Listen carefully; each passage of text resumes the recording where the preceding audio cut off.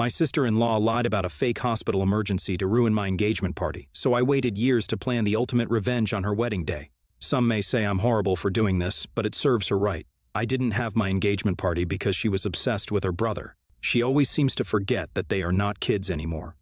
I've been married for about 3 years, but my husband and I were classmates in high school and neither saw each other romantically. We met at a mutual friend's baby shower and hit it off there. I had never noticed him when we were in school. He was a nerd that few noticed, and I was one of the popular ones.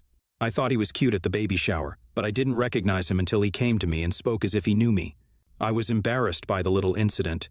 He had cleaned up nicely, honestly. I'm just being modest. He was hot. His twin sister was a pain in the ass, though. Apparently, she disapproved of our relationship. I had no idea why at first until she tried to set her brother up with a girl she approved of. Even though we were in a serious relationship, she asked him to go out with her for lunch, which he did. He wasn't aware that it was a double date with herself, her boyfriend, and the girl she wanted her brother to be with. I remember Liam being so pissed after and narrating the story with so much disgust. He was polite, so he explained to the girl that he was in a serious relationship that was moving towards marriage. He wished her luck with finding the love of her life because he had found his. I wanted to confront Emma and throw her some punches, but I decided she wasn't worth my time. I had Liam all to myself, and there was nothing she could do about it. As time went on, I realized that she was threatened by me. She had never seen her twin brother so in love and attached to someone else before me. She got all the attention, so she was scared that I was taking her brother away. That made no sense to me because it's not like she could date him or have kids with him. She also had her own boyfriend, and Liam was perfectly okay with it. I guess she hasn't loved the way Liam loves me, so it terrifies her. The rest of the family was amazing. They adored me and would often defend me when Emma was acting funny. All hell broke loose the day Liam proposed to me. She gave everyone a stink attitude, and anyone who crossed her path that day was in for something. I couldn't even be bothered as it was one of the happiest days of my life. Liam had planned the surprise so perfectly. I knew he would propose because we had talked about it a lot. We both knew we wanted to get married. I just didn't know how he was going to do it. Several times I would suspect him because he was planning something for me, but it would turn out to be one of his many loving gestures. No ring, so I just stopped trying to figure it out. I just went with the flow. He finally did it in the cutest way ever. We had planned that it would be more intimate when he popped the question, but then we would have an elaborate engagement party. We set the date and got into planning. Every single thing was perfect and exactly how it was meant to be. My sister-in-law wasn't there while we were putting everything in place. Honestly, it wasn't a surprise to me and I didn't care. On the day of our engagement party, my fiancé got a call that Bertha had been in a domestic accident. She said it happened while preparing to come for the party, and there was a fire at her house. I couldn't expect my husband and his family to behave like they hadn't just heard that their daughter was in a fire. If there was no groom and groom's family, there couldn't have been an engagement party. We all left everything to go to her house, which was stupid, an expensive prank. The whole family was annoyed at her. They couldn't believe she would play with such a thing and ruin her brother's engagement party. I had never met someone as selfish and arrogant as her in my entire life. She thought that the whole world revolved around her. She made us waste so much money on an engagement party that didn't happen. Sister-in-law is getting married in a month, and I will get my revenge with a prank. I'll do what she did to me, except this time it would be on her wedding day. She loves everything to go her own way, and once she has an idea in her head, she won't let it go. I overheard her speaking to her best friend some months back about the venue she wanted for her wedding. She gave many reasons why she loved the place, even though there were more extravagant venues. That was when I hatched my plan. I told her family that she wanted a different venue but couldn't afford it. That's why she picked a different one. I made them think it would be a lovely present to get the venue she wants as a collective wedding gift. Everyone bought them, and I won them very quickly. I let my husband be the one to convince her fiancé since it would look like he knew his sister very well, so he had to be correct. Her fiancé was in on the plan. We spoke to the wedding planner, and she said she could fit right into our plan. Since I was the one who overheard the conversation, I was tasked with telling the wedding planner and working with her. I planned an extravagant wedding, but very opposite to what she actually wanted. It was so satisfying to see everything come alive. Bertha and her best friend were kept in the dark, because if her best friend knew, Bertha would find out. Planning has been going amazingly. At this point, I wonder if this is really revenge because it looks good, only it's just not what she wants at all, so I think she would be pissed. Well, I hope she is. We also moved the time 2 hours later so she could go to the venue and no one would be there. That's where my revenge really is. That time when she feels like everything has fallen apart. She can't find her groom or any guests. I can imagine all the thoughts that would roam her mind. Did I mention I'm also on her bridal train? Her mom forced her to include me, which is perfect for my plan. I'll see her reaction when she goes to the old venue. The wedding is in a few days, and all the guests have been informed of the venue. Her cake is different from what she wants, and her decorations. I persuaded the event planner because she is our cousin, so this is a family affair, and she is rendering her services for free. No other event planner would have agreed to do this because they could get sued by the bride.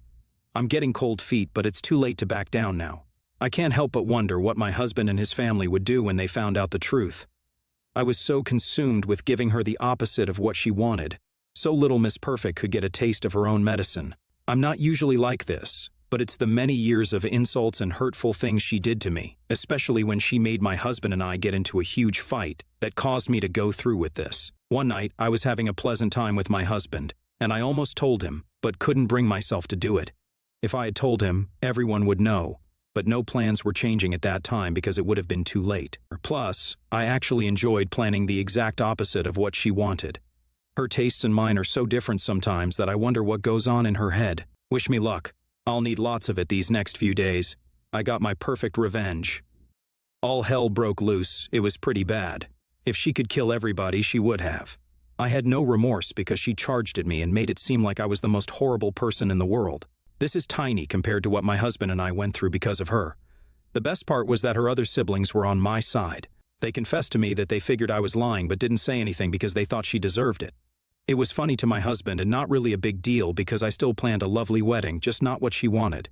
Her parents kept a neutral ground, but I could tell they were not upset with me. If they had sided with me, there would have been more trouble. Bertha cried her eyes out, and when she was done, she wanted to come to fight me, but my husband restrained her and told her to go get married. She insulted me and said many horrible things, but I didn't say a word. I was getting my satisfaction by watching her be so worked up on her special day, as she did to me. It was a lot of drama. Thank God I pushed the time. I was considerate enough so she could get a hold of herself and decide if she still wanted to get married. The only people I knew I owed an apology to were her fiancé and my husband. I didn't like lying to my husband, but I did and made him deceive Bertha's fiancé without knowing. Before the end of the night, they got their apology. Bertha's fiancé said he wasn't upset and was happy she didn't cut his head off for not telling her what was happening. My husband couldn't believe I pulled it off. He teased that I had no bad bone in me. So he made a joke about him being sorry that he corrupted me because I could plan and execute my revenge. AETA? Probably am, but I enjoyed every bit of it. YTA?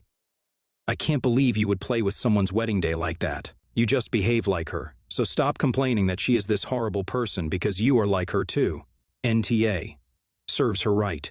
Her siblings knew and didn't say anything, so she must really be a pain in everybody's ass. At least you still went through the trouble of planning a lovely wedding. If it were me, there would have been no wedding. I said what I said. NTA. I don't like girls who think they're entitled to their brother's love. I dated a guy who had a sister like her, so we broke up. He had to choose between his sister and me, and I guess our bond wasn't as strong as I had thought. My son Ollie is a senior and on ASB. They had organized a homecoming pep rally scheduled for this Friday. They've been preparing for a long time. There is a dance routine and a teacher versus student basketball game. Last week, Ollie tripped over a chair during the night and tore a ligament in his ankle. Obviously, he can't participate in the rally. They can't really continue with the program as planned with my son out. They really tried. The teacher in charge asked other seniors if they wanted to take my son's spot, but they declined because they didn't want to look stupid during a dance routine with 4 days prep. That's when my 11-year-old son, Brian, said he wished he could take his brother's place. I thought about that and realized it was actually a good idea. He does a lot of gymnastics and picks up on choreography quickly. I had a talk with Ollie who wasn't sure. I spoke to the teacher who asked my son to do some of the choreography, and he impressed her. She said she would talk to the other students about Brian taking the spot of Ollie. The students thought the idea would be funny, and everyone agreed to it. My son would actually be paired with Ollie's girlfriend. The teacher told me that the rally is scheduled towards the end of the day on Friday, so Brian would have to miss 3 classes. 2 for prep and 1 for the rally. I spoke to 2 and they were fine with it. Whatever work they do on Friday can be made up on Monday. The third teacher, language arts, said she wasn't okay with his skipping class to go to a rally at the high school. That's not a valid excuse to miss class, so she won't let him make up a test that she was going to schedule. He would have to get a 0. I told her that it's not like he's skipping school to go to the park. If 2 teachers in the high school is okay, then why can't she? She said she doesn't play favorites. I told her it's not playing favorites, it's being reasonable. Would she have me just lie? She said of course not, but that's her rule. I said we'll leave it at that.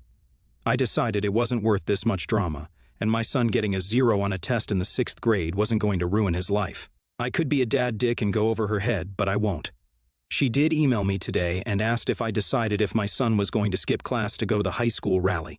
I replied, he's skipping class because he has a doctor's appointment, so he'll make the test up per her rules. What is she going to do, leave class to see if he's dancing in the rally? LOL, YTA. The teacher had a test assigned for that day.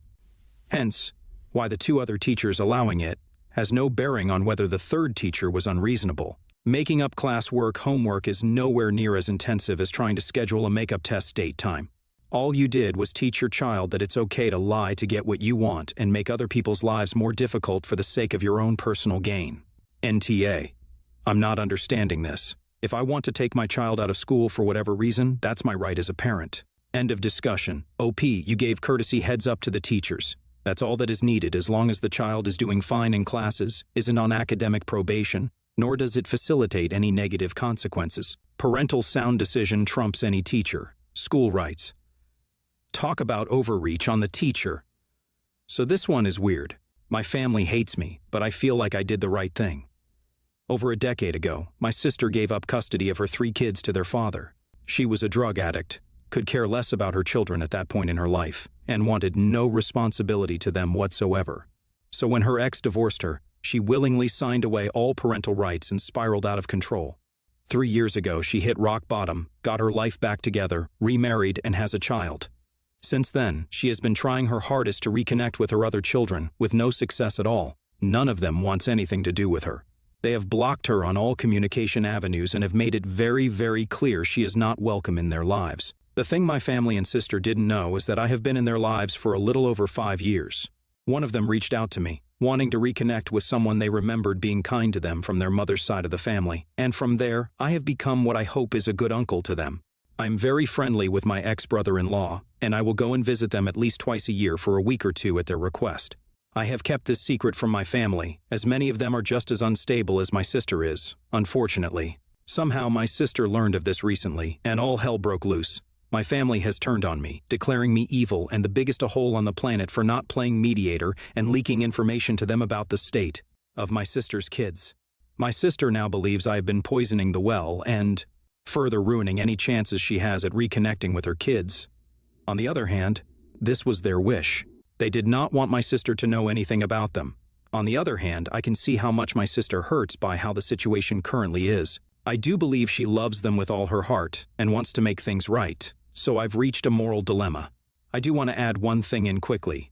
Even with what is going on, I have no plans to try and get my sister into contact with her disowned children.